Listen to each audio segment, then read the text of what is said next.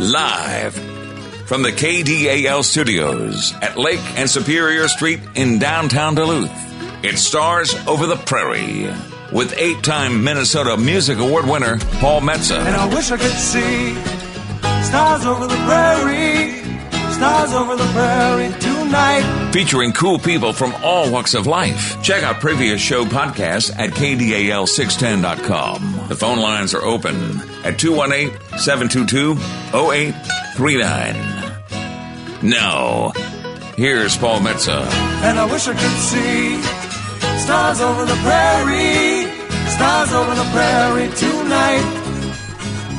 Good morning, all you beautiful people in the Twin Ports, the Iron Range, and wherever you are streaming from out there in the world. This is Paul Metsa, host of Stars Over the Prairie, with my wingman and engineer, Chris Allen.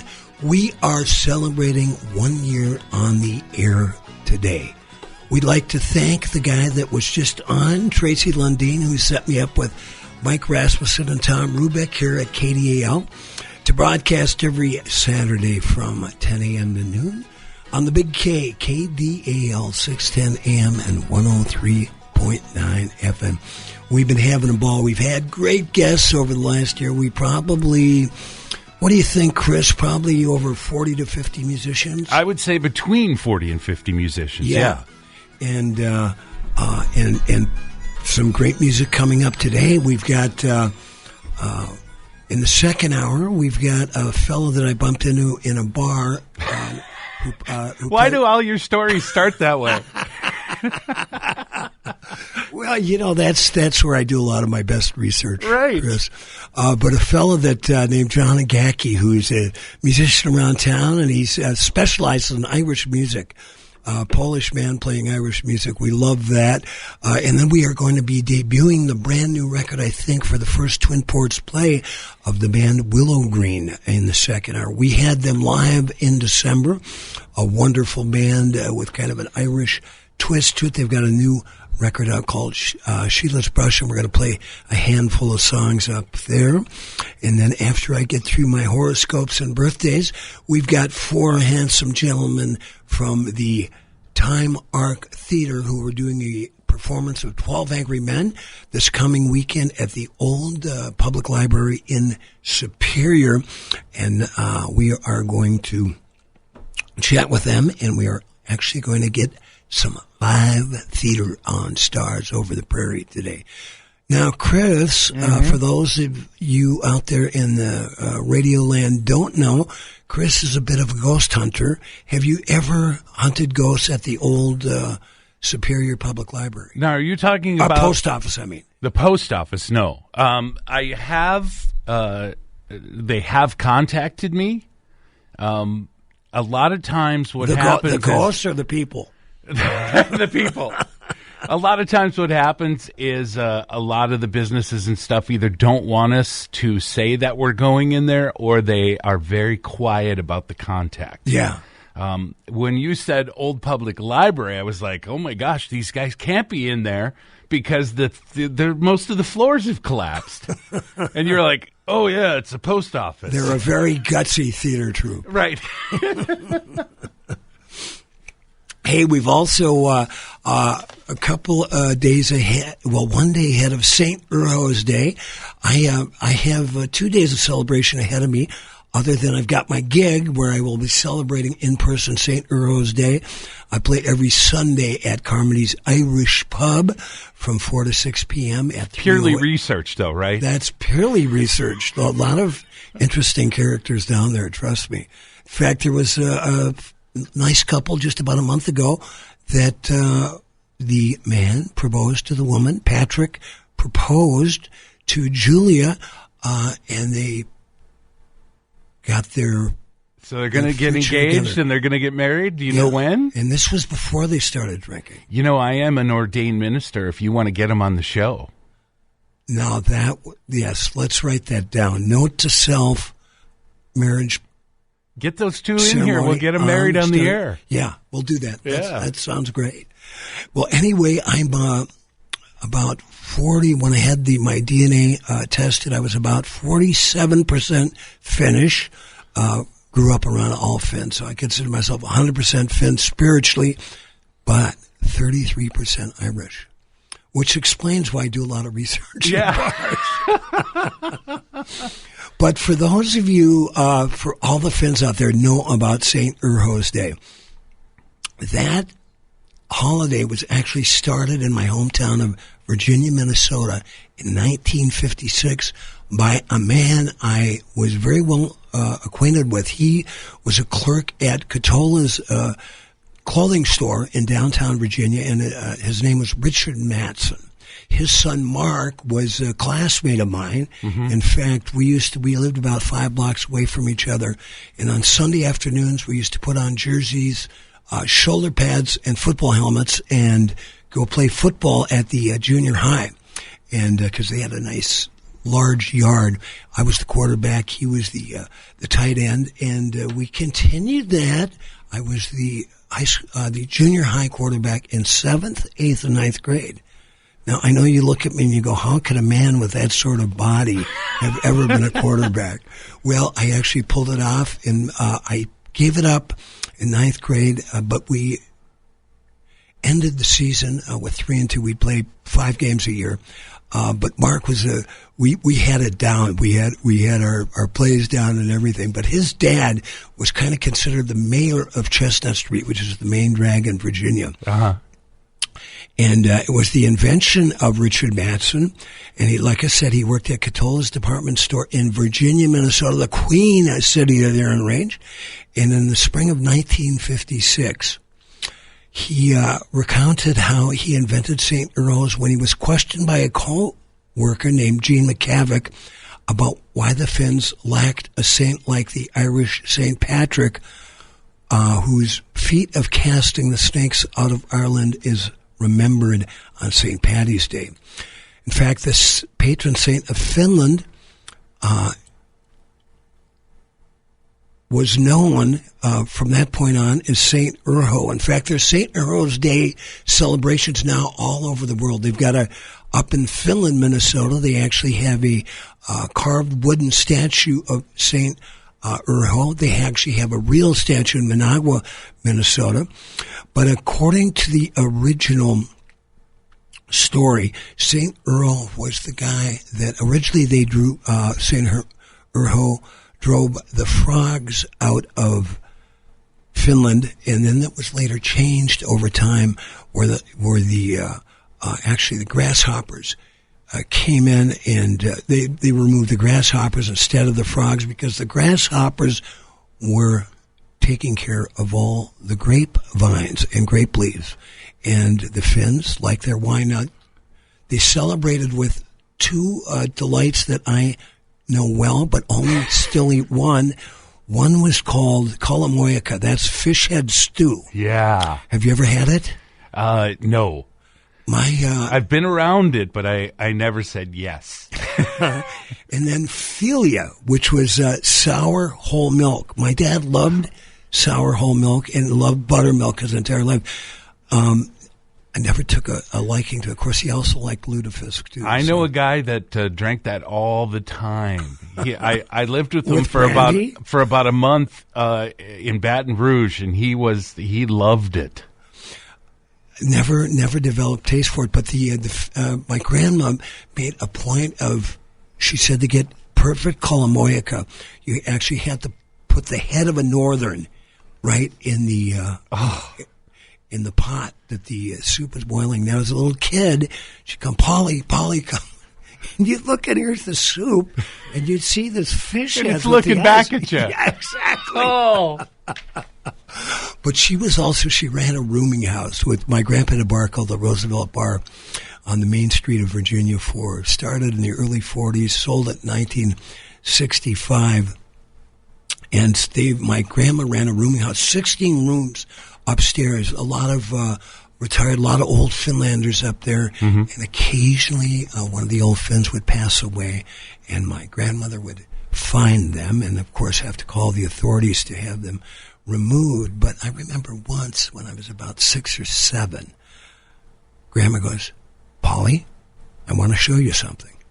we went to, I think I remember it was room 16. And we went back, and there was an old Finn. He had passed away probably sometime during the night. And so he's just laying. The first time I'd ever seen a dead body. And she grabs my hand. She goes, "Now feel it. Feel his skin." Oh, no. Grandma. How terrible for a kid. She was just turning me into the young adult that I eventually became. But enough about Grandma warping my mind as a kid. We like to celebrate St. Urho's Day. And, of course, we're celebrating St. Patrick's Day with the musician John Agaki, who's coming in the second hour with a couple of the folks from Willowgreen, and will be debuting their new record. And but as we do every week on Stars Over the Prairie, if you were born on this day, here's... Oh, wait, we need to celebrate first. We've got the Finnish theme to play. Oh, yeah, well, let's do that. This is, we did this in our very first show. Steve Sokla doing the Finnish national anthem.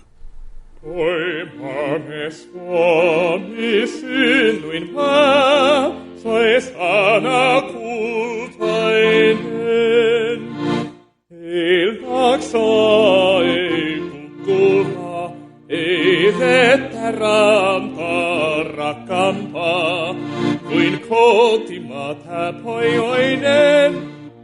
Mä kuolisi siihen. Iltaksa ei kukkulta, ei vettä rantaa rakkaampaa kuin kotimaat häpojoinen, mä kalisi siihen. That is a fantastic version. Steve is really an amazing young musician. Very talented. Yeah, and he goes to Finland several times a year. And but he's when the last time we had him in, he sang opera. Yeah, he sang opera, and he showed me a set list. He can access and play close to 10,000 songs. Wow. That's a lot of songs. I don't doubt it, as talented as he is. Yeah, and he's very well organized and a handsome young Finlander. I call him the pride of Palo, where he lives. Yeah. Nice Finnish enclave up there in northern Minnesota. Say, so if you were born today, this is what, you Pisces, this is what your year looks like. You possess much personal magnetism and inner strength. In Finn, we call inner strength sisu, by the way. Often, you are drawn to the more challenging of any path, and you have a strong sense of responsibility. Success comes to you through hard work and a personality that is sweetly persuasive and very likable. It's important for you and others to see you in a favorable light this year, and you are helpful and thoughtful, not only with people close to you, but also with strangers. Wow. That's not a bad-looking year. That person that was born today is one unique person. Well, the person you don't want to be today is Julius Caesar. Because the Ides of March in 44 A.D., I think Brutus had the biggest knife.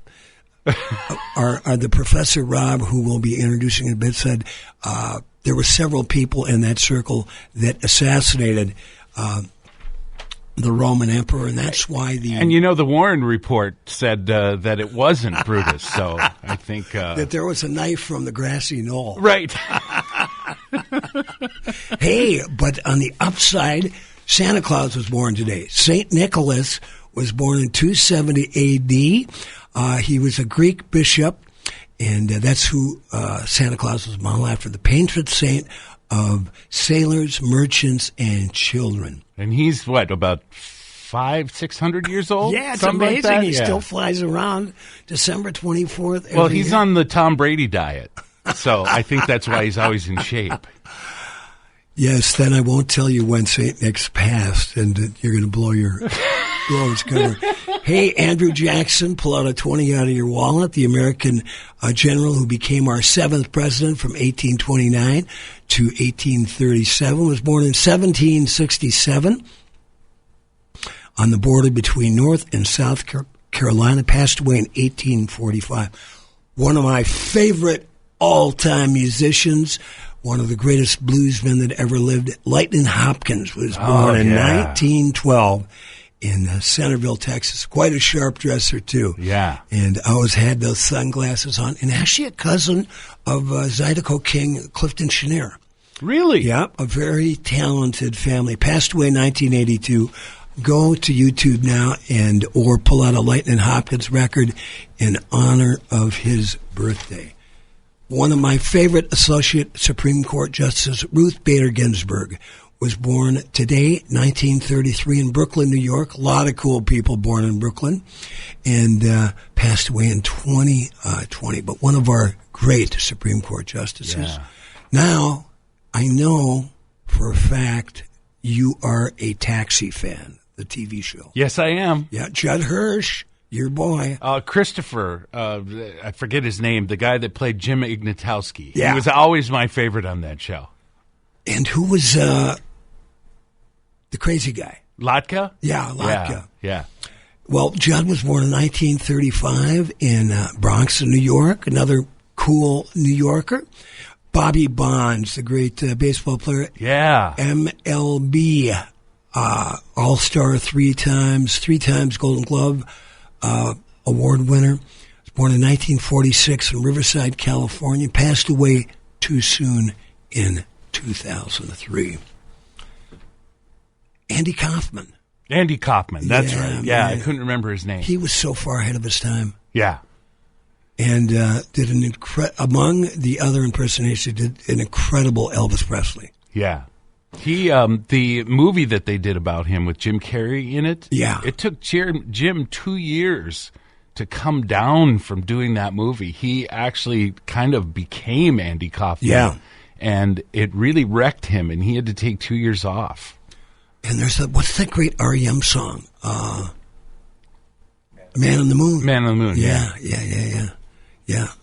Went away too soon. Say before I forget, if anybody is driving up to northern Minnesota and you go through my hometown of Virginia, stop in at Flamer's Bar, run by my buddy Gary Flame. They've got pull tabs. They've got hockey jerseys from famous hockey players out of the town of Virginia, Minnesota, and there was a lot of them. I will be up there next Friday at 6 o'clock. Doing research. I am doing, yes. I've done a lot of research at Flammers. Actually, a lot of research down that main street.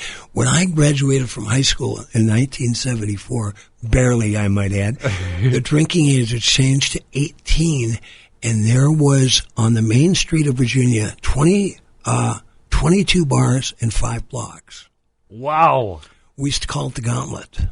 If you could get up one side and even halfway down the other, you were doing really well. Nobody could. But so I'll be. It's funny that that's a thing. There's a million people that are laying in the road halfway down. Well, it was the main drag. Back then, cruising the drag was a big deal. So you had to be careful. But there's a woman that I highly support named Brandy Laudegar. She is running for school board. My dad used to be on the school board for 3 terms, also on the city council, 2 terms as mayor. So our buddy Paul Gregerson, used to be known as Paulie G, who helped us get Stars Over the Prairie on the air, is putting together the fundraiser for her right at Flamer's Bar at the corner of Chestnut Street and 2nd Avenue. So stop, and if you're up there next Friday, if you're from the area and supporting, Brandy, come on down, or anytime you're looking for a reasonable cocktail or a cold beer. Or any research you're doing. Any type of research. Yes, I highly recommend it. Well, speaking of research, I was researching for an intern for this radio show. Mm-hmm. In fact, if there's any student out there that would like to get hands-on training in both live radio, marketing,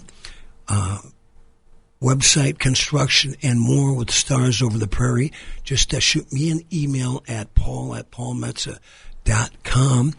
But my friend Lane Ellis, who's another brilliant Duluthian, turned me on to a fellow named Rob Larson, who is a professor at St. Scholastica, where both my sisters went to school. My sister Kathy started there in 1968, graduated with a nursing degree, and my sister Jackie started there in 1972, graduated with a teaching degree, and I did one of my first performances as an MC at 12 years old, and I don't know if it was at Summers Hall, but I hadn't been on the campus since my sister Jackie graduated in 76. But Lane turned me on to Professor Rob Larson, who is with us today. Why is he with us? Because he will be performing with a group he's a part of called Time Arc Theater, with a performance of the classic play 12 Angry Men this coming weekend at the Old Duluth Post Office. Old Superior Post Office, and 4 of them are here today. We're going to have a little, you got that clip? We're going to play a little bit of 12 Angry Men. Yeah. Yeah, play that, and then we'll introduce the gentleman. Now, you came in here with your heart bleeding all over the floor about slum kids and injustice, and you make up these wild stories, and you've got some soft-hearted old ladies here listening to you. Well, I'm not. I'm getting real sick of you. What's the matter with you people? The kid is guilty. He's got to burn. We're letting it slip through our fingers. Our fingers? Are you his executioner? I'm one of them.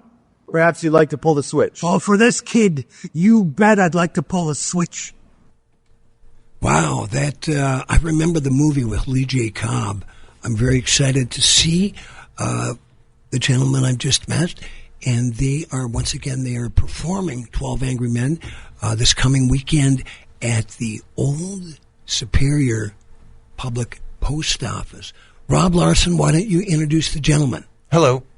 Thank you for having us. Oh, thanks for being thanks here. to Lane and Julie for making that connection. Yeah. Great to have you on campus and walking around just before spring break started, so it was very quiet. And I remember going through that main entrance with you, and you stopped and had a look and had a picture. And did you send that to your I sister? sent it as soon as I got home. Yeah. In fact, and then I took a picture of Summers Hall, and my sister Jackie said, "Yeah, I'm in that room on the left."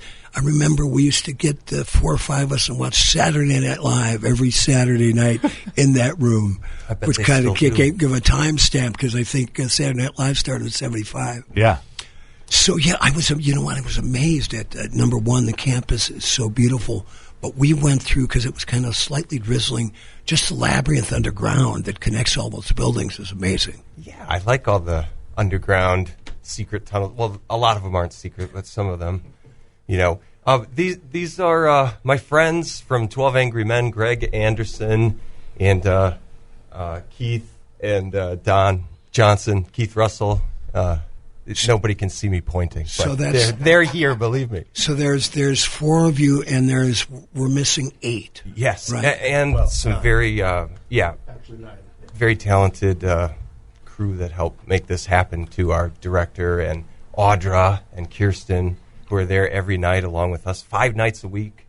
We've even done some weekend pickup stuff, so we're very dedicated. Rob, tell us what you do at St. Scholastica, and then I'd love to hear more about the theater group itself. Well, I am an assistant professor and program director for the Communication and Media Studies program. So we do have a studio. It's pretty nice, kind of like this. It's a workshop, kind of sandbox area for people who want to learn how to podcast. We don't have that live satellite signal going out anymore. We used to, but we've kind of switched to podcasting, production, chroma key, green screen stuff, and then we have live theater on our campus as well, and great interdisciplinary studies with the art department, and it's just a great place to work, and beautiful atmosphere and incredible people. Tell us a little bit about the history of the Time Arc Theater. Let's see. Time Arc Theater Kathy Laxo used to do some work for the Douglas County Historical Society and has always been interested in our history here in the Twin Ports, and is a fantastic writer, and has even, she's written a lot of these historical dramas and plays. And I went to one of these shows and got to know her a little better, and we did a pilot for a TV show a few years ago. So I got to know her through a few different activities, and when I saw just how much work she was doing for the Historical Society, and then this fairly new Timemark Theater company, and the amount of work she put into it, I got to see the building, the beautiful old post office on 1300 block of Tower Avenue, and we perform in the third floor, and it's this beautiful federal courtroom building, and I started thinking, what kind of shows would be great in this space, as is, and we kicked around some ideas. You talked about it too, Don, right? What would work well in that space? Yeah, when you brought up the 12 Angry Men, I figured that would work very well there. Although we have done a lot of other things, a couple of shows, one Murder in Poplar and another murder story that Kathy wrote that was based in Superior a while back. And then we did a little bit of Around the Town with Tinker Lindquist, kind of a talk show or radio or television show. But she's put together a lot of things, so we've done quite a few things in that space. It's let's talk about that space for a little bit, because when I was doing my research, not in the bar, by the way, Chris Allen, I was actually drinking coffee at my computer, just so people know. But the funds to build the post office was originally attained through the efforts of U.S. Senator John Spooner and Congressman John Jenkins. Much of the money was spent on marble and mahogany lined stairways, bronze decorations and furnishings. The first floor housed the post office. The second floor held a witness room, the grand jury room, the IRS, and the U.S. Marshal. The courtroom, law library, and district attorney's office were on the third floor. So actually karmically a great place for this performance of 12 Angry Men. Here's an interesting little tidbit. In 1925, the post office was the scene of one of the biggest robberies in the history of Superior. And I'm thinking not the only robbery in the history of Superior. I love Soup Town, don't get me wrong. I love Superior. But 5 gentlemen burglars. That's Chris, that should be the name of your next band. Chris Allen and the Gentlemen Burglars. They stole $71,000. Now, this is 1925 money, so times that by 10, right? Right. In stamps, and held Assistant Postmaster C.J. McGill at gunpoint. The building ended its long career as a post office in November of 1981. But I'm glad to see that it's being used for this. Before we're going to have to cut the break here in a little bit. But what is the website so people can read about 12 Angry Men, and where can they order tickets? Well, it's TimemarkTheaterLLC.com, and theaters with an R-E. So TimemarkTheaterLLC.com. And you can buy tickets. You can also buy them at the door. Just come to the post office when we open March 21st through the 30th. And if you go to that website, you can book tickets in advance. You can also just donate to Timemark Theater, because we are a fairly new company, and every dollar is going to support these kinds of endeavors. So. And what is it's on Tower Avenue? What's the exact address? Is it 1401? 1401 Tower Avenue. Great. And I would recommend, especially for a Sunday show, to book the tickets in advance online, because we generally tend to sell out on Sunday afternoons. So, well, I'm really looking forward to it. Let's hear from our sponsors, then come back. We're going to have a little live theater here on Stars Over the Prairie with the cats from the Timemark Theater. I'm Sydney, and I had Z LASIK at Weiss Eye Center. Oh man, camping and like being able to look up at the stars, or like wake up to the stars, or wake up to the sun, and not have to kind of fumble around to see where my glasses are. So I'm looking forward to that. Eventually, it's like getting out and enjoying nature with sort of no barrier. Oh, the staff were really great. Yeah, it was really, always felt pretty taken care of, and very friendly staff, and they were answering my questions even if they were like really, really trivial. It's something that you gotta have like sort of a bit of trust in this doctor. Weiss Eye Center is the only clinic to offer blade-free Z LASIK in the Northland. To find out more and to arrange your free consultation, call 218-625-1917 today, or visit weisseyecenter.com for more information. Weiss Eye Center. See the best. If you're looking for a great hang in downtown Duluth, I highly suggest Carmody's Irish Pub. They're located at 308 East Superior Street, open Tuesday through Sunday. The host and hostess are Eddie and Liz. Eddie is a retired Chicago cop. If he happens to be in the club when you're there, talk to him. He's got more stories than I do. They've also got a great jam session every Tuesday night from 8 to 11 with Bruce Woodman. So if you're a musician, tried and true, that has been out there playing and just want to go try out some new stuff, go down and hang out with Bruce and the crew. Or if you're just up and coming, bring your horn or your stringed instrument or just want to sing, go sit in with Bruce Woodman every Tuesday night at Carmody's Pub, 308 East Superior Street. River City Records and Books, voted Best Record Store of 2023 in the Twin Ports by the Duluth Reader, has in stock thousands of new and used vinyl records, from classic rock to punk, grunge and metal, to hip-hop, rap, and jazz, reggae, and dub. Thousands of books, CDs, DVDs, Blu-ray, and VHS. Also a large selection of cassettes, comic books, and music magazines. Stop in and see them at 1814 West Superior Street in the friendly Lincoln Park Craft District. Open 9 to 7, 7 days a week. Every day deserves a superior beer. Earth Rider Brewery's decorated brewers hand-select hops that lend citrus notes to the crisp and easy-drinking Superior Pale Ale. Visit Earth Rider Brewery's Cedar Lounge Tap Room on the Working Harbor in Superior for their award-winning flagship and seasonal brews on tap and to go. To find out much more about Earth Rider Brewery events, join the mailing list and locate Earth Rider Beer near you at earthrider.beer. Hold fast. Hey, yo, how's she going? Don't you know, this is Steve Slokola, and you're listening to Stars Over the Prairie with Paul Metsa, 610 AM, 103.9 FM on KDAL. I thought it was fitting to use Steve Slokola to get us back into the show. I love that guy. I'm a big fan. So you are back with Stars Over the Prairie. This is your host, Paul Metsa. We are celebrating our 1 year on the air today. We'd like to remind people, if you're a business out there, you've got an event coming up, and you want to get the word out, get a hold of me at paulmetsa.com. Metsa spelled like the New York Mets with an A at the end. And we've got some really reasonable advertising rates and a very committed audience.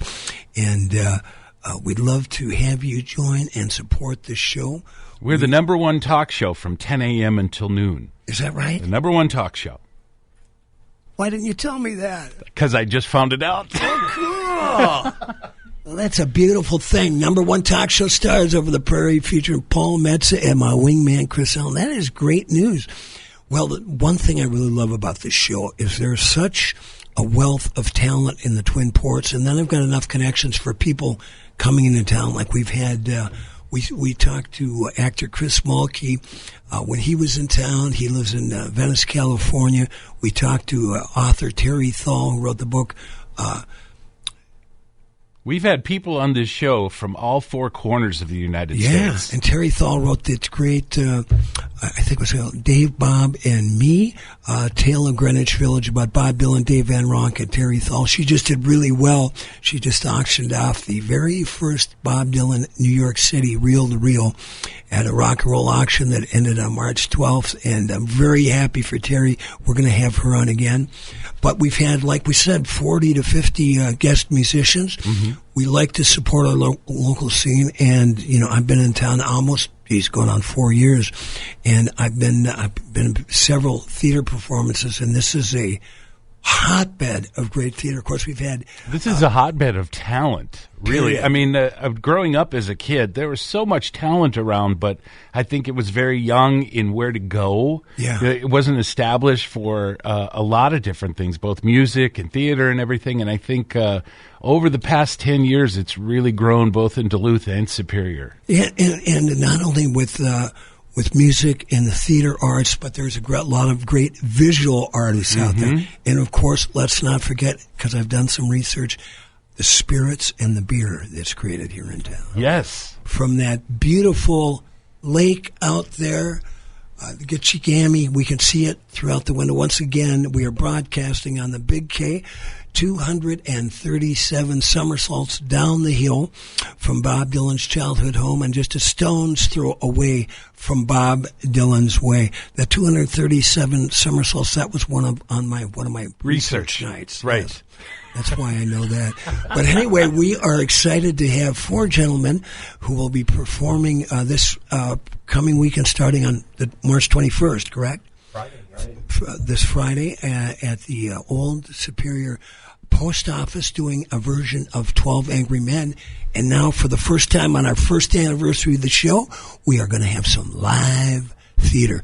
Do you want to somebody introduce what we're going to hear? Yeah, I can do that. So this part here, they're having an argument, the jurors, about the L train and how much noise an L train makes. And so it gets kind of to this intense disagreement about whether or not they could have heard. I don't want to give too much away because, of course, no spoilers. Right. Although the movie's been out for quite a while, so in there. But yeah. But this is the theater production. The theater it's totally production. different. Totally, well, yeah, it is. In there, but yeah. So we're gonna start with Greg's line here on that, and then I'm gonna read a couple other parts here, just because we don't have everybody. Yeah, keep in mind that there are 12 men on stage. There's only 4 of us here, so we might have to ad-lib a little bit. So this is a version of 4 Angry Men, is what you're saying. Yeah. Okay. You know Third what? is angry. This today, we're going to call it 4 Manly Men. Right. I'll go with that. Take it away, guys. Yeah, what do you mean? Sure, he could have heard it. Oh, yeah. With an L train going by? He said the boy yelled it out. An L train makes a lot of noise. That's enough for me. I don't think he would have heard it. Well, maybe the old man didn't hear it. I mean, with the Now, L what are noise. you talking? What do you say? You calling the old man a liar? If something doesn't fit. Well, it stands to reason. That No, you're crazy. Why would he lie? What's he got to gain? Attention, maybe? You keep coming up with these bright sayings. Why don't you send one into the newspaper? They pay $2. What does that have to do with a man's life? Way my old man have lied. He has a right to be heard. It's just that I looked at him for a very long time. The seam of his jacket was split under the arm. Did you notice that? Here is a very old man with a torn jacket, and he walked with 2 canes. I believe I know this man better than anyone here. Here is a very old man, quiet, frightened, insignificant, who has been nothing all his life. What he really needs is some recognition, his name in the newspaper. This is a very sad thing. And you're trying to tell us that he lied about a thing like that just so he could be important?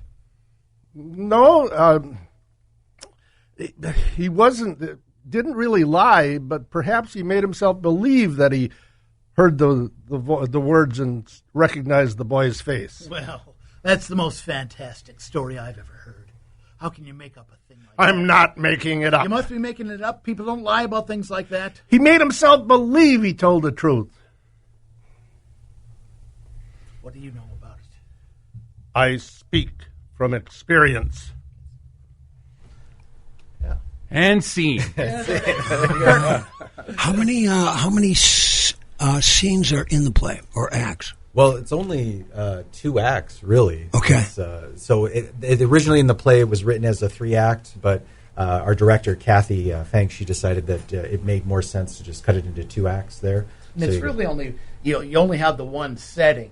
Yeah. You have that jury room where they're deliberating, and all of them are in there the whole time. Yeah. Right. There's no scene changes. There's no, looking into the court. It's these 12 guys in that room the whole time. So When did rehearsal start? Like, you guys are very committed. I imagine most of you have day gigs, so it's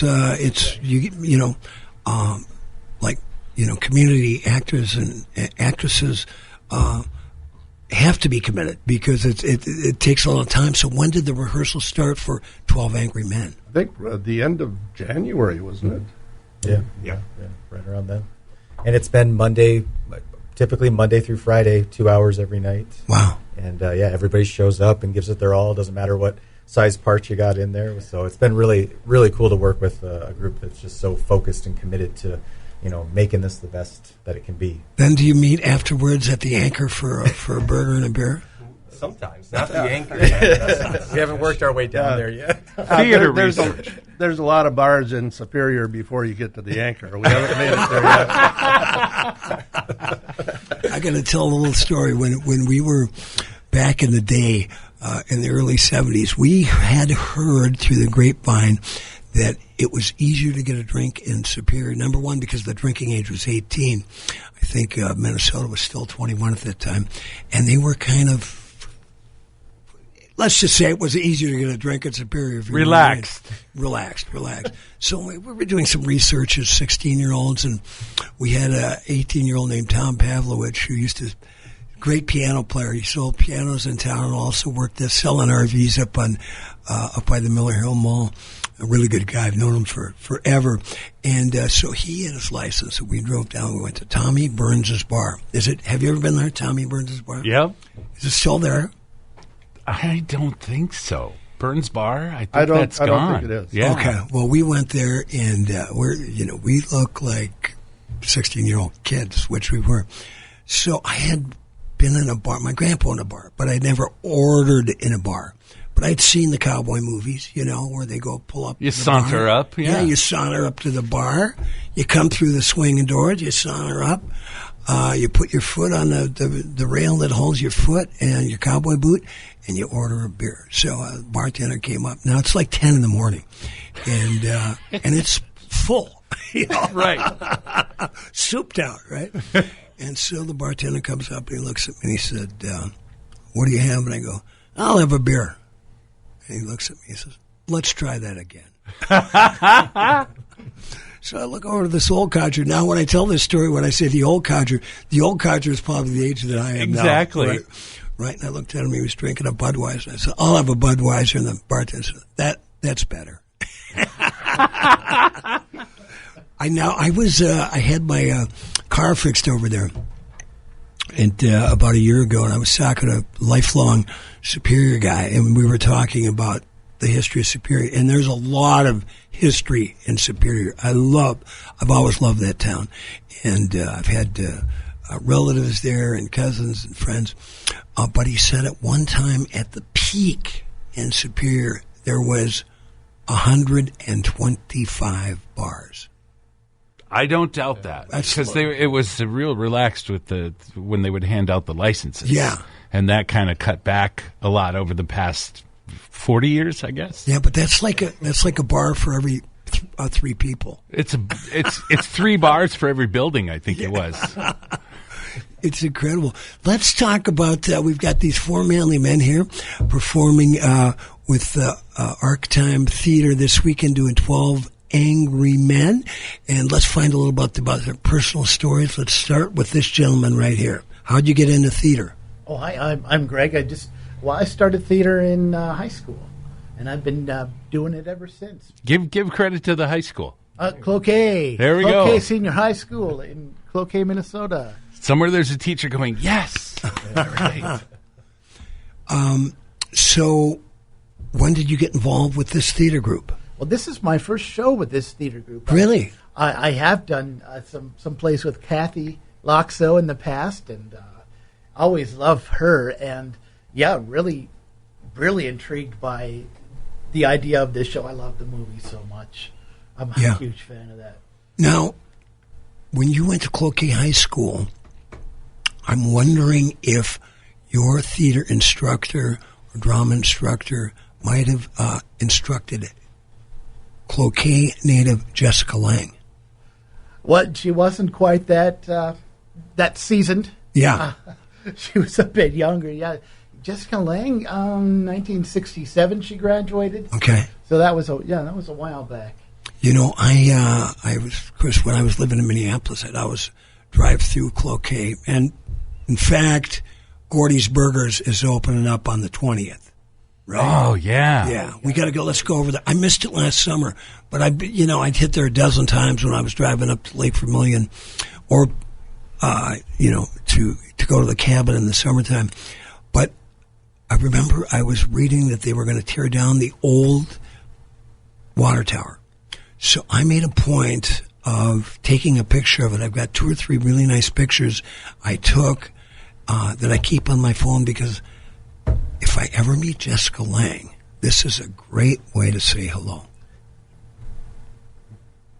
You guys obviously don't think that's going to get me any truck with Jessica Lang, do you? Anyway, if you want to see it, Chris, after the show, I'll show it to you. All right, this guy right here, tell us what your history is. My history goes back a ways. I graduated from Prentice High School, Prentice, Wisconsin, in 1963. I've got into theater maybe 40 years ago, a little bit, but nothing. I've been with Time Arc now probably close to 10 years.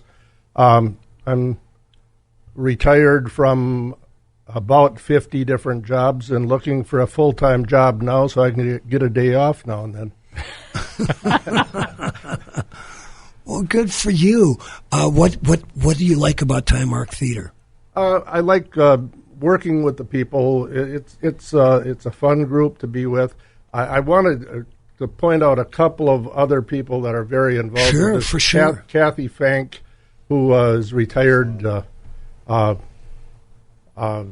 theater director from UWS, and does an excellent job. She tries to keep us in shape, but does her best. And Ed Johnson, who does a lot of the set building and the stage and design, and is there just about every day doing the work. Ed works with a lot of different theater groups as far as set design and construction in the Twin Ports area. You know, UWS, Chris Allen, my wingman here, he does some work at the radio station over there. Yeah, I produce all the sports. Yeah, and my nephew, Jake Metsa, went to UWS and was living with my sister Kathy and her husband Al up in Proctor while he was going there. Went out to New York right after he got his degree, interned on Law and Order, and they were doing, everybody knows Law and Order. Every scene is in a different location, and they were having a hard time getting into one of the Shishi co-op apartments on the Upper East Side. And Dick Wolf, the executive producer, they weren't getting in. They wanted to come in, they wanted to shoot a scene there, and they weren't getting any moving forward with it. So Wolf said, send that Minnesota kid in there. So Jake went in there. 15 minutes later, he came out and he goes, we're in tomorrow at 7 a.m. And he's had a really incredible, look him up, Jacob Metsa on IDMB, or is it I always get it confused. IMDb. Yeah, he said, man, he just did the location scout for the last Ghostbusters 3. He did one season location scout and set building for Succession. He's just been an amazing guy. He just had a little 1-year-old, just celebrated a little day his birthday with his wife, Hagu. They live out in Brooklyn, but a UWS graduate. Now, how about this third Manly Men? What's your story? My name's Keith Russell. I played juror number 7 in the play. What's your last name? Russell. Okay. Russell, yeah. I've been living in the Superior area for about the past, going on 20 years here almost. So this is my first show with Time Arc as well, like Greg here. I've done other local theater productions over at the Boat Club Productions and things like that. But, it's been a really great experience. The space, like you said, is awesome. One of the things that really struck me when we first came in, we were doing our table read, and we were doing it in the jury deliberation room. Wow. So it really felt like we were Great real. vibe, Like great vibe. we was kind of claustrophobic. There wasn't a lot of room to move, and then when we moved into the courtroom for the stage, we were like, "Wow, there's a lot of space out here." Yeah. But again, Ed and Kathy have done such a great job with creating a stage that really does make it feel like these guys are, trapped in this room together. There's not a lot of space. It's hot. Tempers are going to flare, and that drama that plays out in it has just been really fun to watch it grow and develop. And Kathy's just done an amazing job with keeping the pace of the show going. Right. If anyone who's done live theater, it's not anything like television. It's very different. So, it's just a whole different experience there. Great. Well, we're going to, Rob Larson, you can sum it all up. First of all, tell us where people can order tickets, when the show is, and more. Sure. Well, I just want to say that working with the 12 men who do get angry sometimes, but it's all in the spirit of the show, and working with Kathy, who has somehow managed to wrangle all of us and get the best out of us. I think for the 4 of us who are here today, there are 8 more incredibly talented gentlemen, and it has been just an honor to work. 9? Oh yeah. The guard, Jack Johnson, the real life lawyer, real life attorney. But we are so excited to bring this to the audience this Friday, 1400 block of Tower Avenue, the 3rd floor of the old post office, and Timeark Theater. I think this is one of the biggest productions that they have done. I remember going to the audition and seeing a lot of you there and thinking, wow, we are actually going to get 12 men for the show in Superior.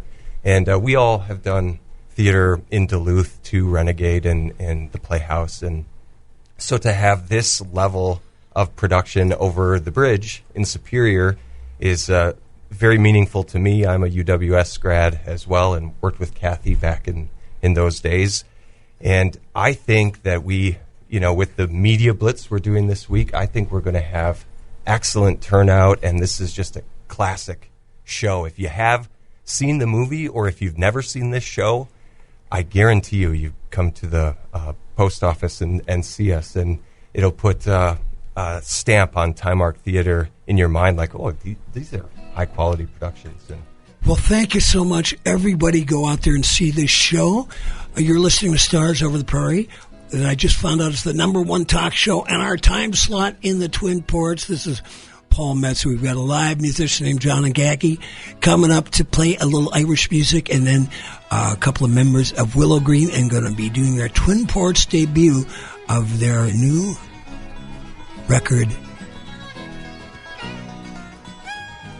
Sheila's Brush. There we go. Hey, and if you'd like to support the show, and you can also hit me up on Venmo at just Venmo at Paul-Metsa. All right, we'll take a break. See you at the other side of the hour. Stars over the prairie, stars over the prairie tonight. And I wish I could see stars over the prairie. For more than 80 years, KDAL 103.9, W28 FBFM, and 610 KDAL Duluth Superior, a Midwest communication station. KDAL. Live, it's Stars Over the Prairie with 8-time Minnesota Music Award-winning songwriter, musician, author, and historian, Paul Metsa. Check out previous show podcasts at KDAL610.com. Now, here's Paul Metsa. Welcome back, ladies and gentlemen, to Stars Over the Prairie. This is your host, Paul Metsa, on Stars Over the Prairie, which I just heard last hour is the #1 talk show in the Twin Ports. That is great news, Chris Allen, on our one-year in our time frame. Yeah, well, in our time frame, yeah. Yeah.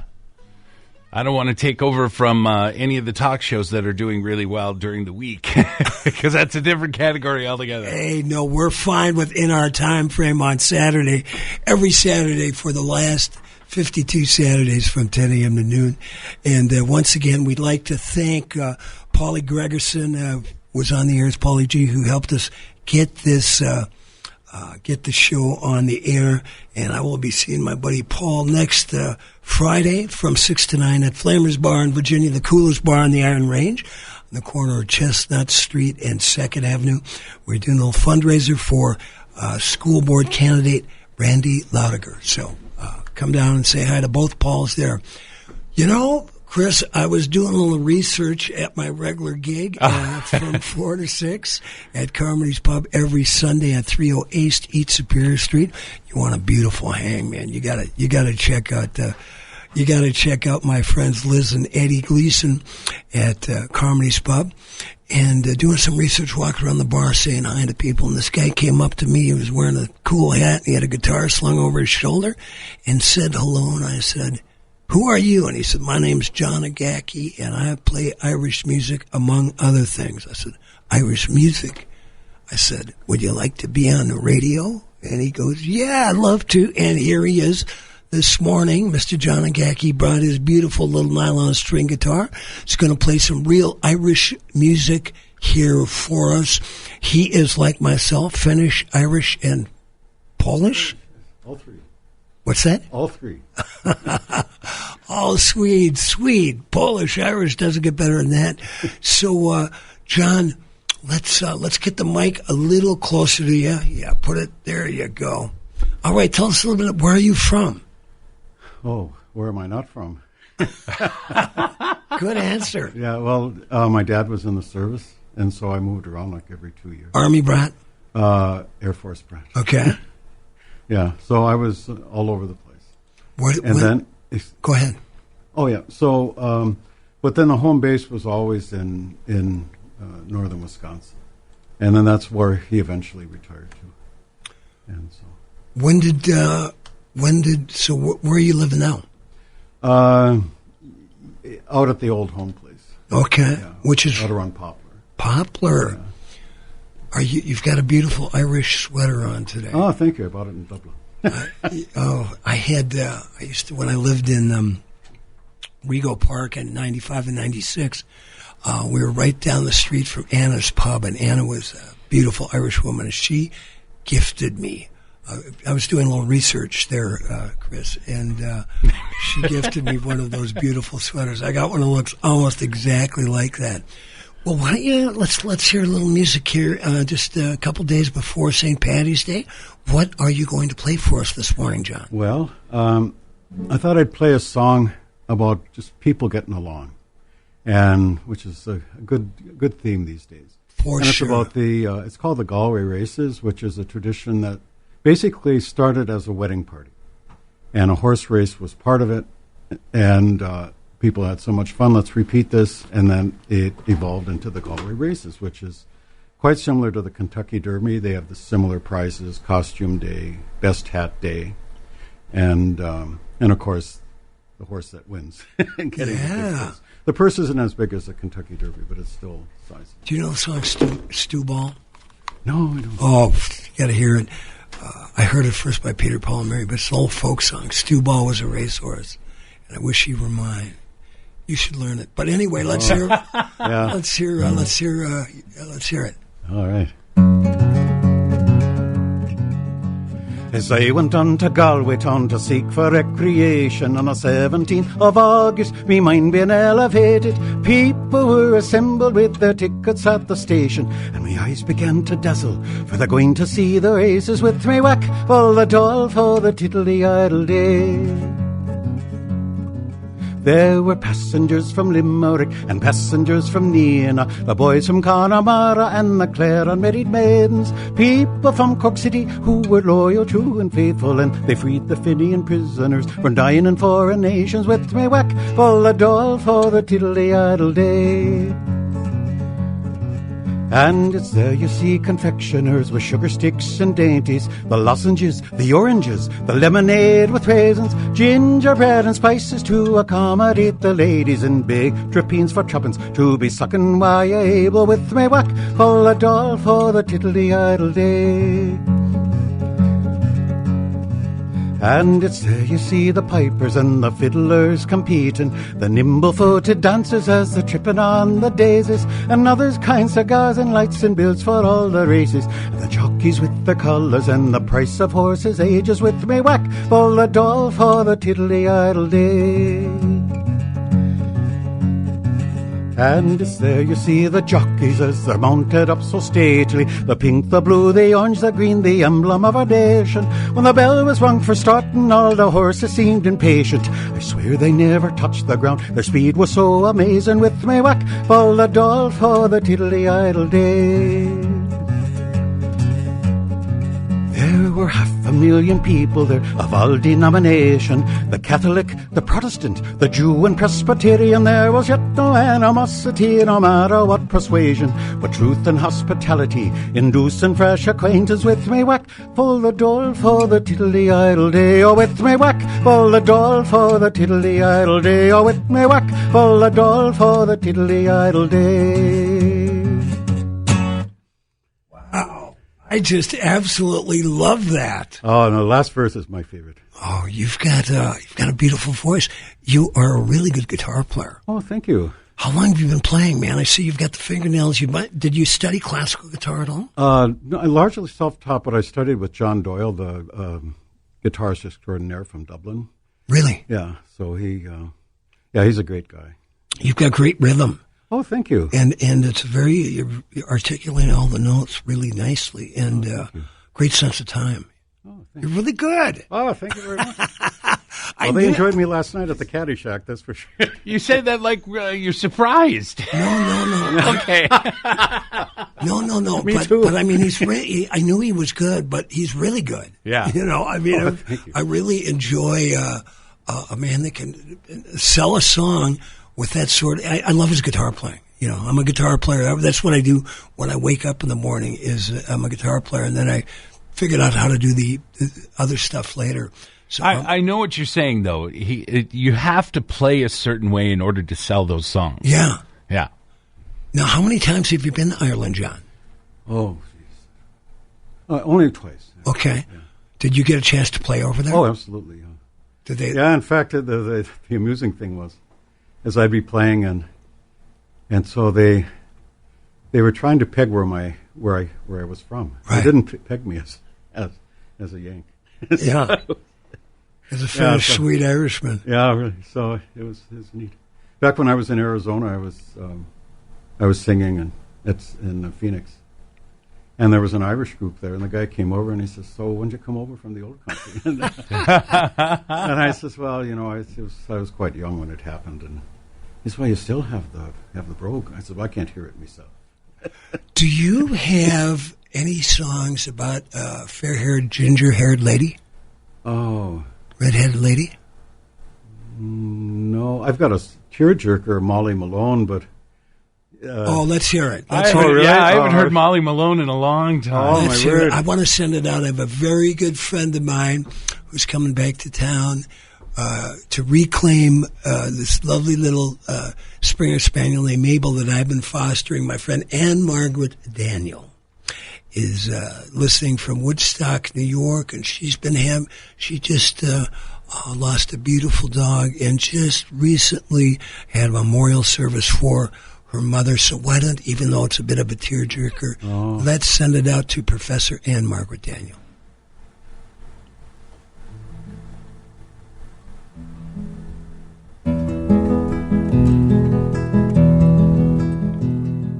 Dublin's fair city, where the girls are so pretty, I first set me eyes on sweet Molly Malone. She wheeled her wheelbarrow through streets broad and narrow, crying cockles and mussels, alive, alive, oh. Alive, alive, oh, alive, alive, oh, crying cockles and mussels, alive, alive, oh. She was a fishmonger, and sure 'twas no wonder, for so were her father and mother before. She wheeled her wheelbarrow through streets broad and narrow, crying cockles and mussels, alive, alive, oh. Alive, alive, oh. Alive, alive, oh. Crying cockles and mussels, alive, alive, oh. She died of the fever, and none could relieve her, and so was the end of my Molly Malone. But a ghost wheels her barrow through streets broad and narrow, crying cockles and mussels, alive, alive, oh. Alive, alive, oh. Alive, alive, oh. Crying cockles and mussels, alive, alive, oh. Alive, alive, oh. Alive, alive, oh. Crying cockles and mussels, alive, alive, oh.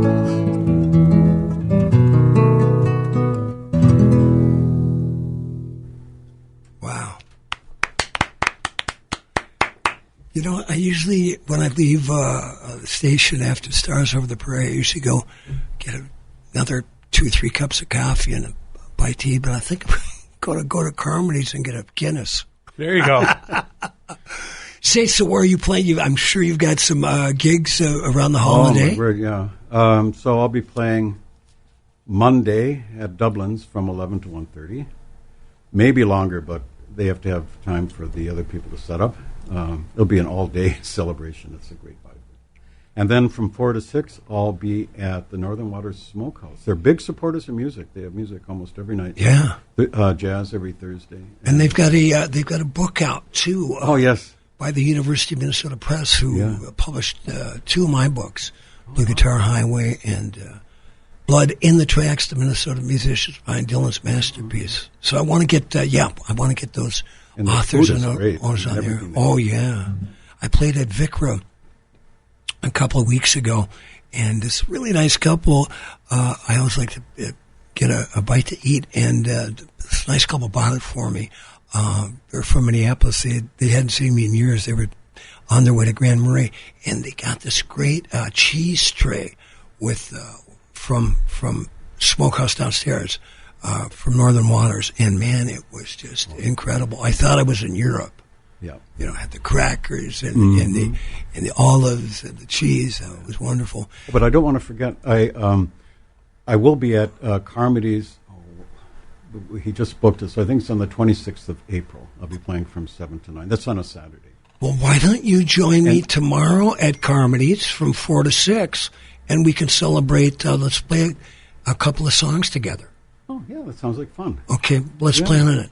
John? Oh, and I can't forget this either, because Clive Carroll, the legendary British guitarist, is going to be at Wusso's on the 27th of this month. Really? 7 o'clock, and I'll be opening for him. So he's amazing. Look him up, Clive Carroll. He toured with Tommy Emmanuel, so he's on that. Well, if you've toured with Tommy Emmanuel, you're damn good. Yeah, he's amazing, and a nice person, too. So. That is, let's see, do you know him? Jason does. Jason does, but I went to his website, and just everything about him tells me that he's just this. What's the date on that? The 27th of March. Oh, I've got it. In fact, Clive is doing a walk around the entire coast of England to raise money for 2 charities. Wow. One for musicians and one for lifeboat rescue.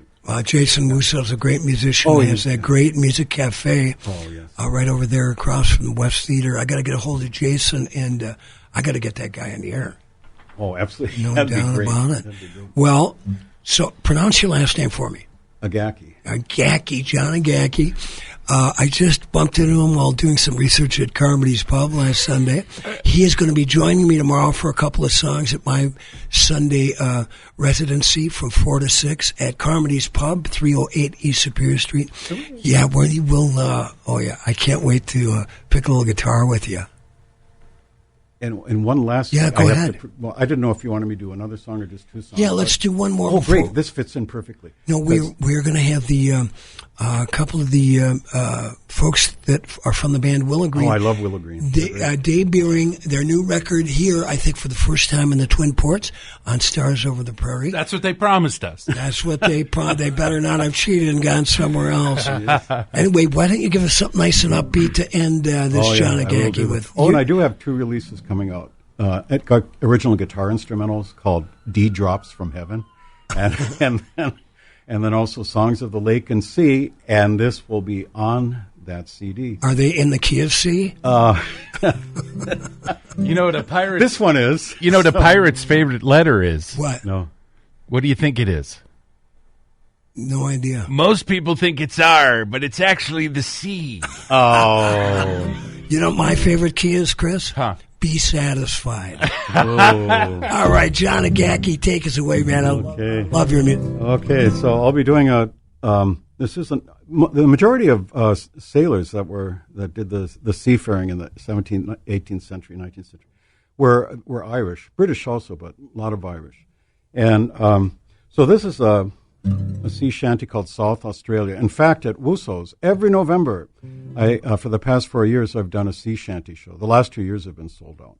So I start in Greenland, go down to the British Isles, Ireland, Canada, America, Mexico, the Caribbean, and then I end up in New Zealand and Australia. And here's your Australian song. Wow. We'll send it out to my friend Shannon. She just texted me. She's my own Minneapolis buddy, and it's her birthday on Monday. Shannon, this one's for you.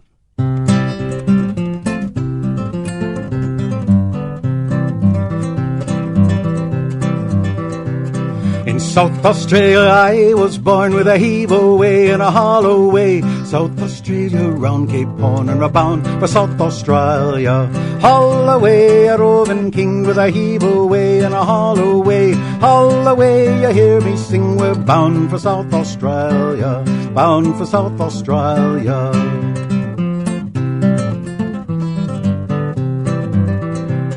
If there's one thing that grieves me mind with a heave away and a hollow way, it's leaving Nancy Blair behind and we're bound for South Australia. Haul away a roving king with a heave away and a hollow way. Haul away, you hear me sing, we're bound for South Australia. Bound for South Australia.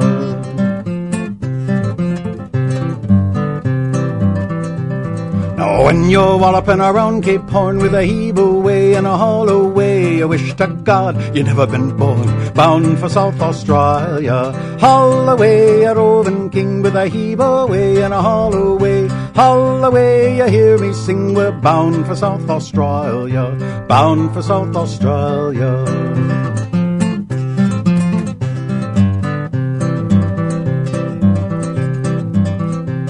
Now South Australia's my native land with a heave away and a hollow way, with rocks and thieves and fleas and sand, bound for South Australia. Haul away a roving king with a heave away and a hollow way. Haul away, you hear me sing, we're bound for South Australia.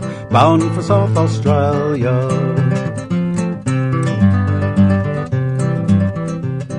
South Australia I was born with a heave away and a hollow way. South Australia round Cape Horn and we're bound for South Australia. Haul away a roving king with a heave away and a hollow way. Haul away, you hear me sing, we're bound for South Australia. Bound for South Australia. Haul away a roving king with a heave away and a hollow way. Haul away, you hear me sing, we're bound for South Australia. Bound for South Australia, bound for South Australia.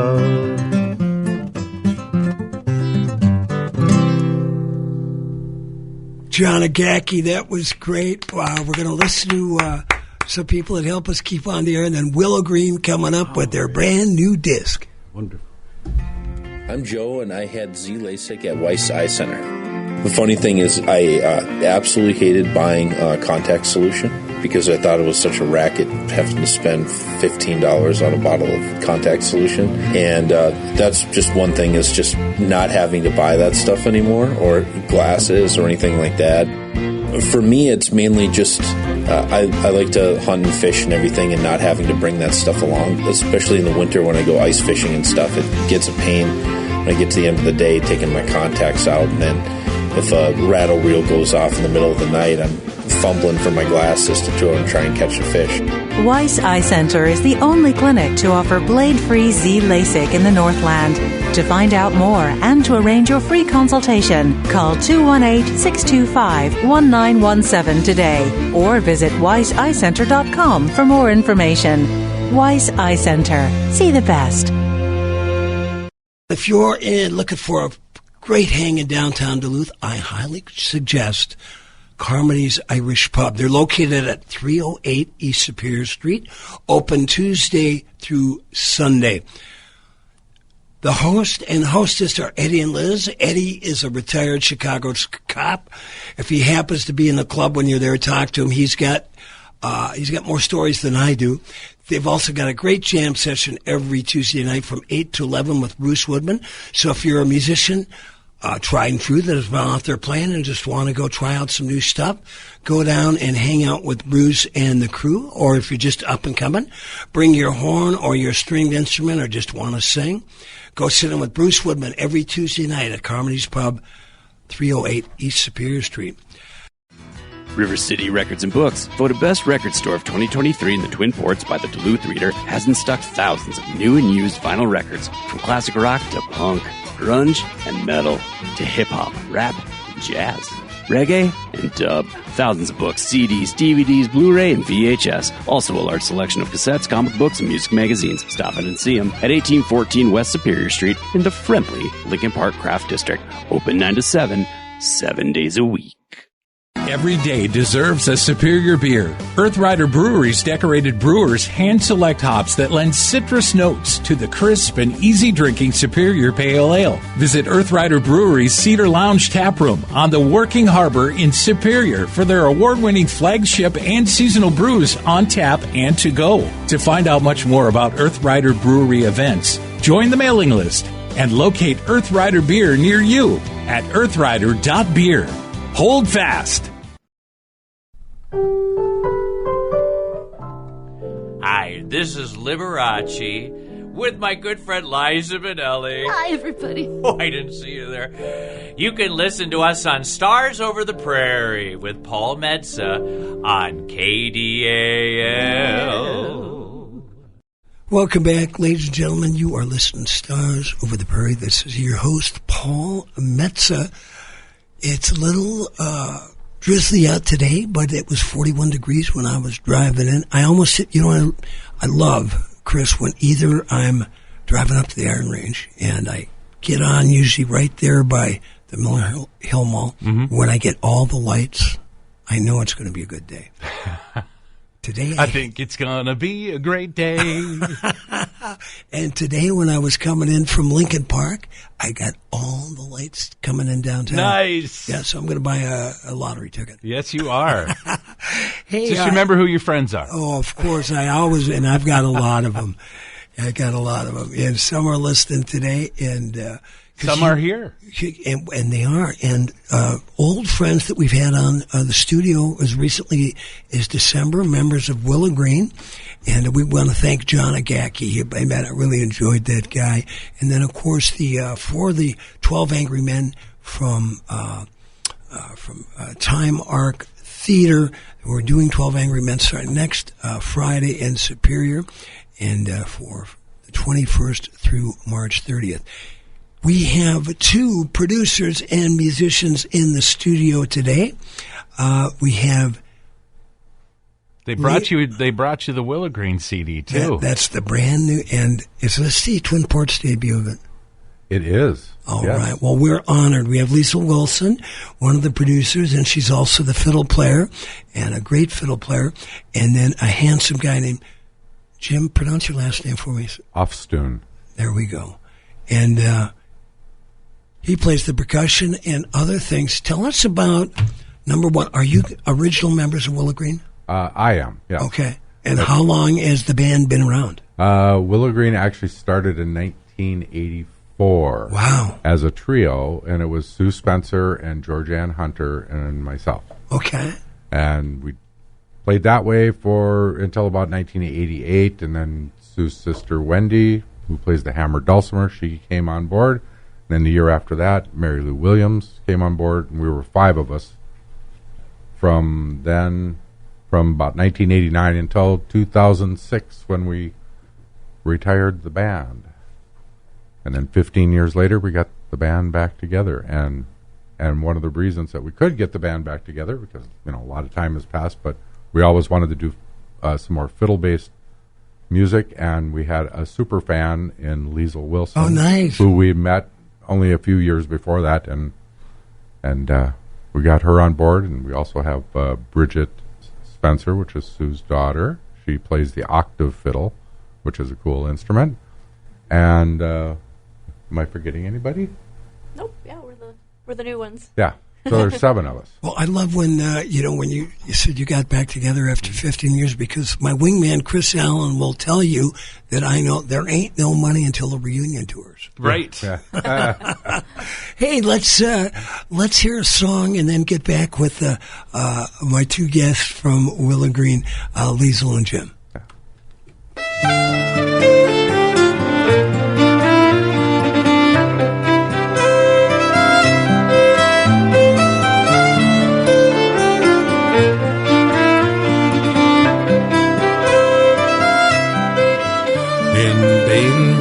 Town in the county down one morning last July. From a Bowring Green came a sweet Colleen, and she smiled as she passed me by. She looked so sweet from her 2 bare feet to the crown of her nut brown hair. Such a coaxing elf, sure I shook myself, for to see I was really there. From Bantry Bay to the Derry Quay, and from Galway to Dublin town, no maid I've seen like the brown Colleen that I met in the county down.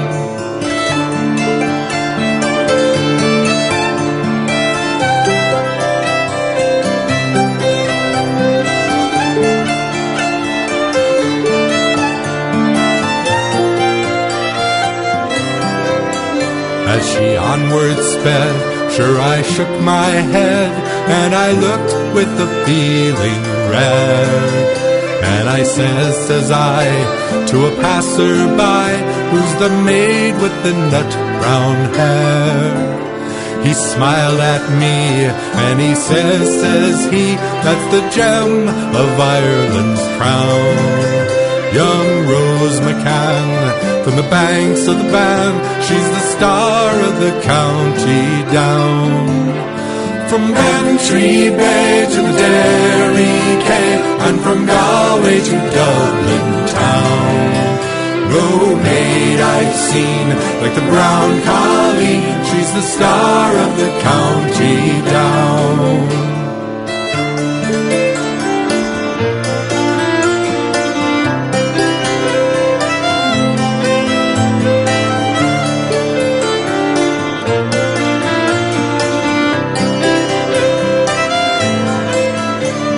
Crossroads fair, surely she'll be there.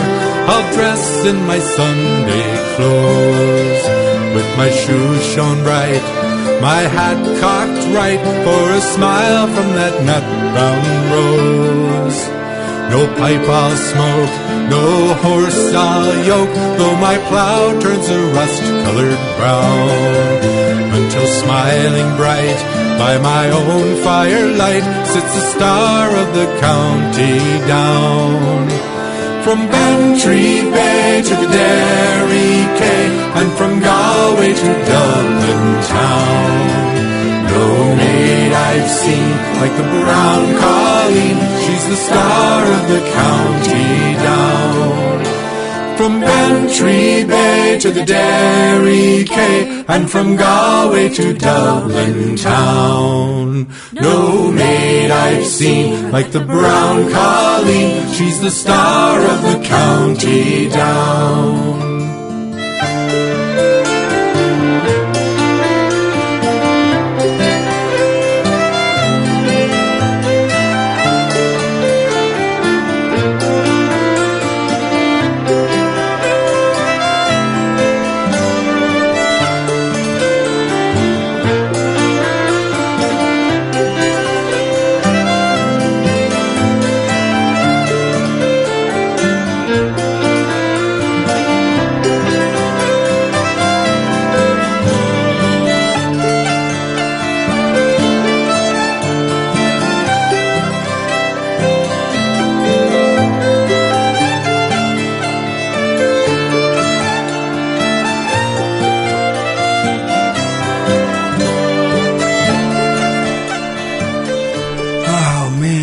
Some beautiful music. I guess if you want to celebrate St. Patrick's Day, you better be listening to Metsa on Stars Over the Prairie today, because we had the great John Agaki and now Willa Green N doing that beautiful version of Star of the Country Down. Have you heard Van Morrison version of that with the Chieftains? Yes. Oh, yes. man. I have that CD. Oh, I love that CD. Yeah. I saw the Chieftains twice.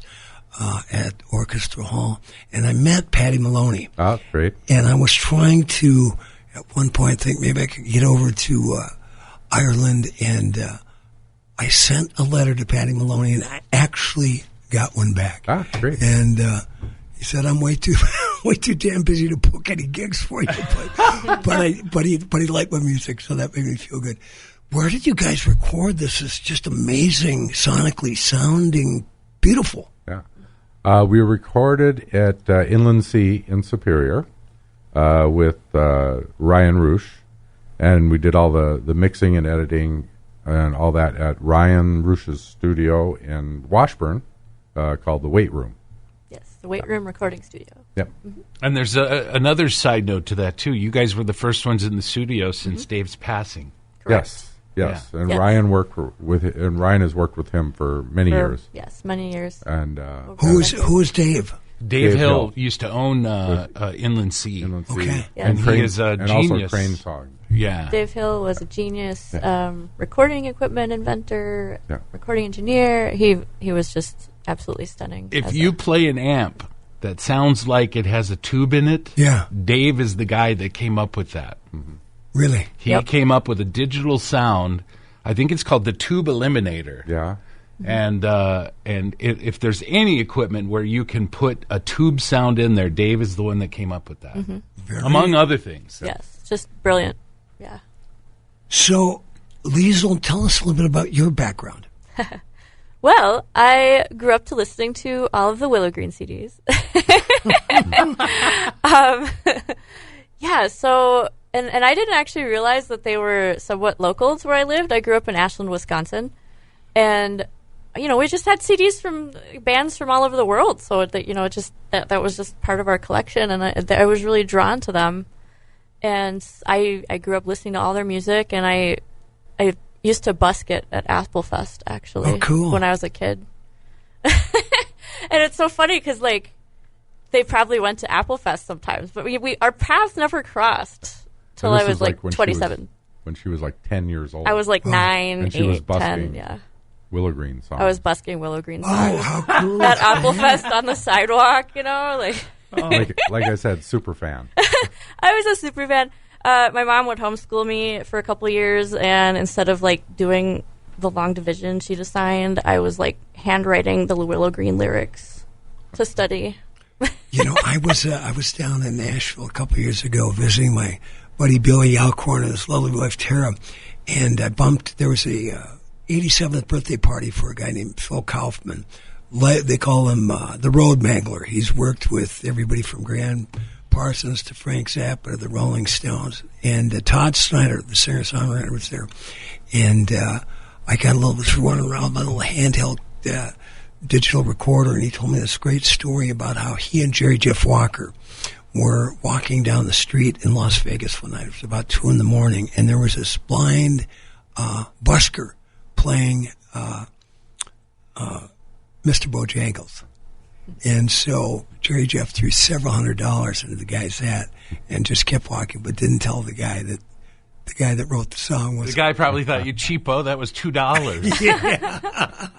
But anyway, busking, it's a time, that goes back. It's a great way to get out in front of people. Yeah, That's true. It goes back hundreds of years. Yeah. So when did you actually start playing then in the band?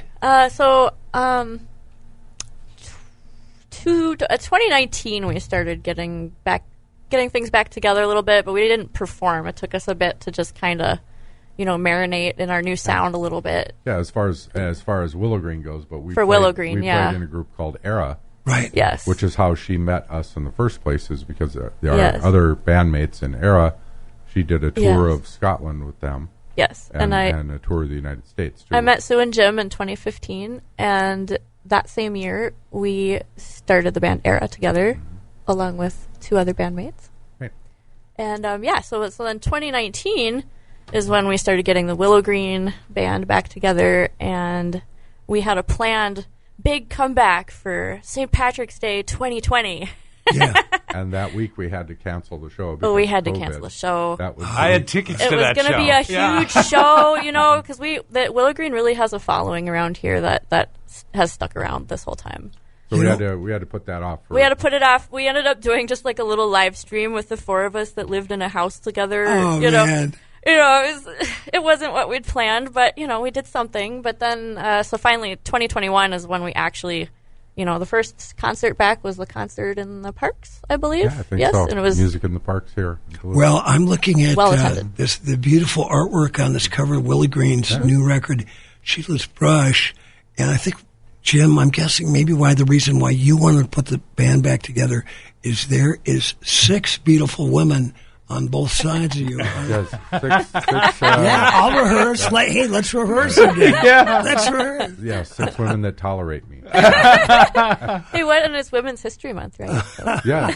We're a very women-driven band. Good. And always have been. I'm all for it. Not only Yes. just the singers, musicians, great musicians. And, Yes. strong. Oh, I think it's phenomenal. Now, do you guys have a record release party coming up anywhere? We do. We actually have one tomorrow. On Sunday, we're playing at the Sacred Heart Music Center at 2 o'clock in the afternoon, which is really a nice time to do a concert because you get to go to bed at a normal time. Yeah. Yes, and you don't have to drive in the dark. So we have it billed as a St. Patrick's Day and album release concert. Even though it's St. Urho's Day, I know that tomorrow, but it's an album release concert and St. Patrick's. Well, you have an open invitation when you're coming from Sacred Heart, which was one of the nicest concert spaces in the Twin Ports. Come down and join me and bring your instruments down at Carmody's Pub from 4 to 6. John's coming down. We're gonna have a little jam session. Okay. I'd love to hear you just play a little fiddle on some of my blues Oh, that'd be numbers. fun. I want to hear Let's some see more of about the that. record. All right. Let's do it right now. Willow Green. This is a record called What Sheila's track do you want Brush. me to play? How about North Craig? Okay. Which is composed by our harper. Our harp resident player. composer and harpist, Georgianne Hunter. And what does North Craig mean? I saw that title. I was going, Yes. Well, is it a Craig, place? Craig is a rocky outcropping of Right. and north, and it's not really named for any particular person. just for Although the she song. has a son named Craig. Well, let's listen to it. And All right. it's gorgeous.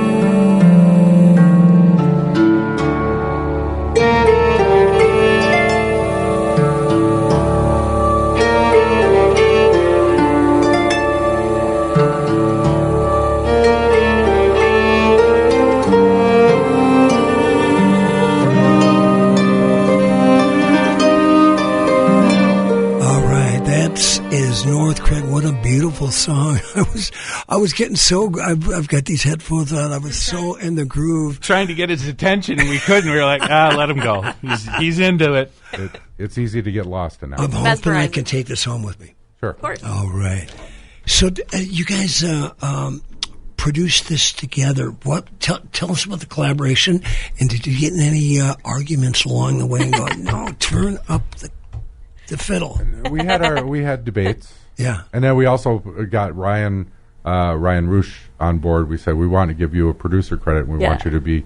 And we worked really well as a team. Yeah, the three of us. Worked really well. We all have sort of separate sets of skills that blend well together. So yes, there was debates all the time because there's many approaches to it, but we we're always with the goal of we want this to sound great because this is kind of our legacy thing, and it's good music, and we all learn from each other, and we got along great. There was a lot of laughter too. Oh yes, lots of inside jokes. It was a great time. We had a lot of fun, and usually, if anything, I'd say bring the fiddle down, and Jim would say no.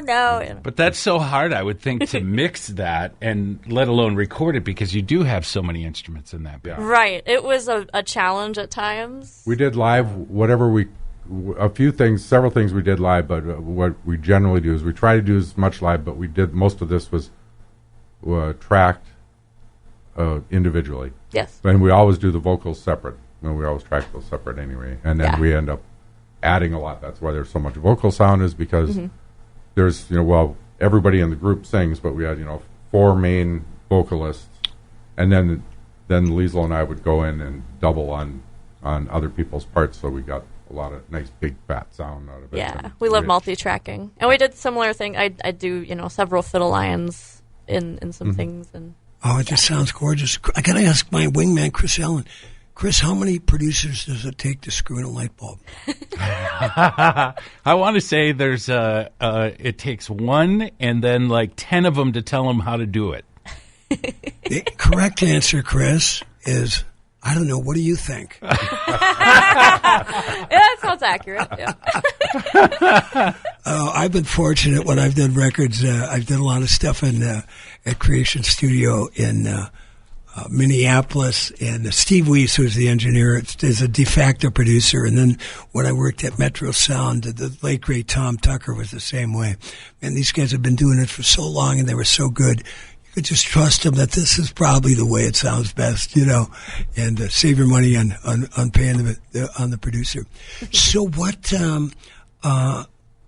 does your spring and summer schedule look like for Willow Green? And is in Ara too? They're still playing. Yes, Era is playing. As a matter of fact, Willow Green is going on a break for a while after this. So we've been very focused on Willow Green. Now we're going to for focus all of this on Era for the spring and summer. Yes. We have a number of things locally, regionally. Era's about half the size of Willow Green. Yeah. And, so you should let us know when you're playing so that we can announce it. Oh, sure. Yeah. Thank you. Well, we let's because we've got these fine Jim and we got these great tracks. Yeah, and we've got the great tracks. Let's play another one. Okay. What are we going to hear? Do Walking on the Waves. Walking on the Waves.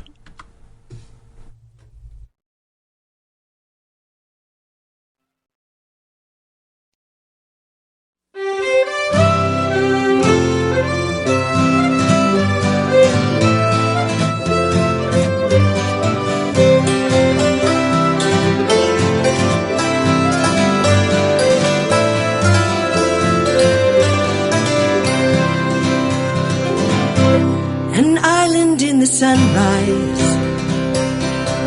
and laughter in the rain and whiskey in the darkness. It all feels just the same.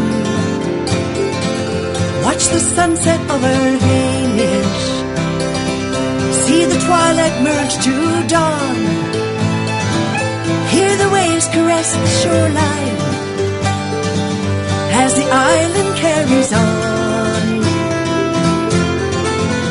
I've been walking these shores all my days, but with you by my side, I am walking on the waves. I've been walking these shores all my days, but with you by my side, I am walking on the waves.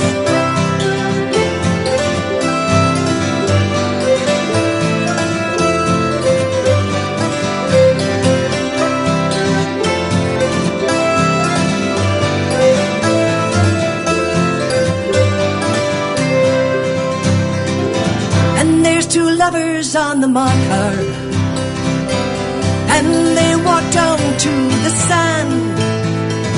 Their silhouettes are on the water as they paddle hand in hand. And it's a game of sweet surrender when there's nothing left to say. But there are moments to remember when these days are long away. I've been walking these shores all my days, but with you by my side, I am walking on the way. I've been walking these shores all my days, but with you by my side, I am walking on the waves. All right. Another beautiful song. What was that one called? Walking on the Waves. Walking on the Waves by my guests, Liesl and Jim from the band Willow Green. You've done an incredible job with this record. Thank you so much. Where can people pick this up?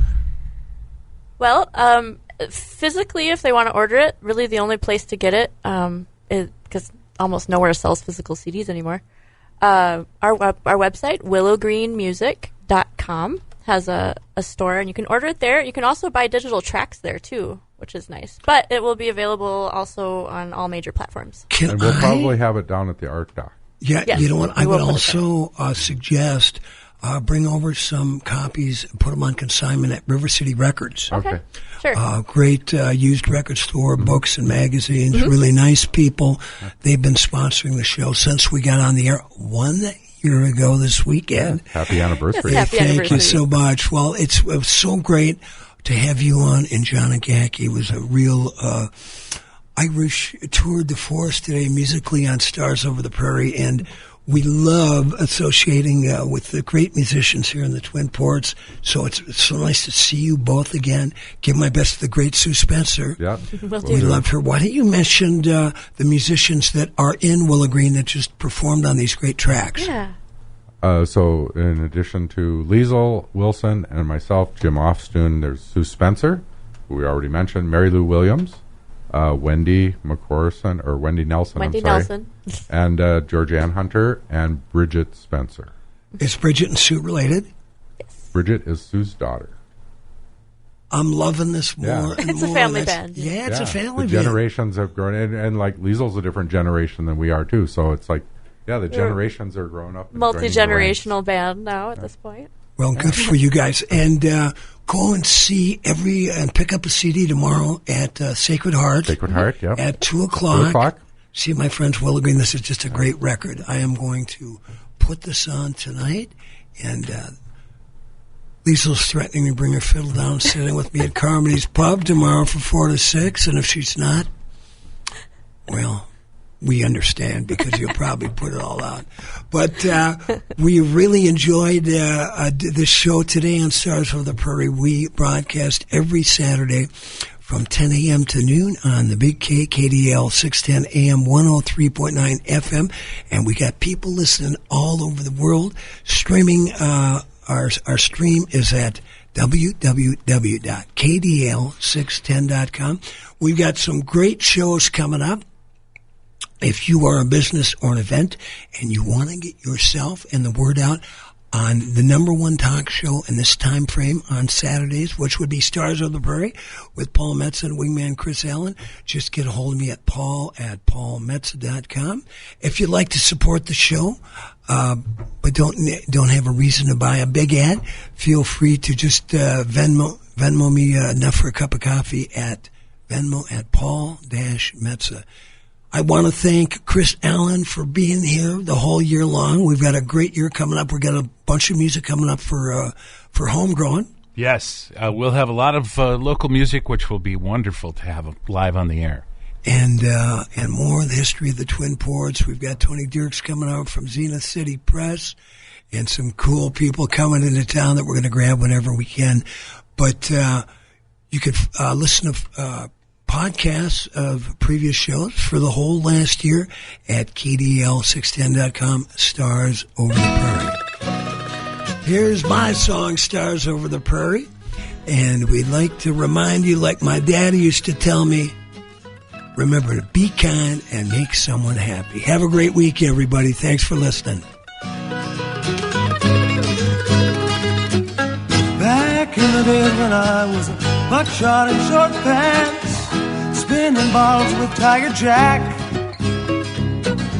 I remember Grandpa's European prayers in the bunkhouse. To these days I use those prayers to try to bring him back. Hand in hand with my brother and sisters, Chinese jump rope heart to heart. They ain't hiding, but they're just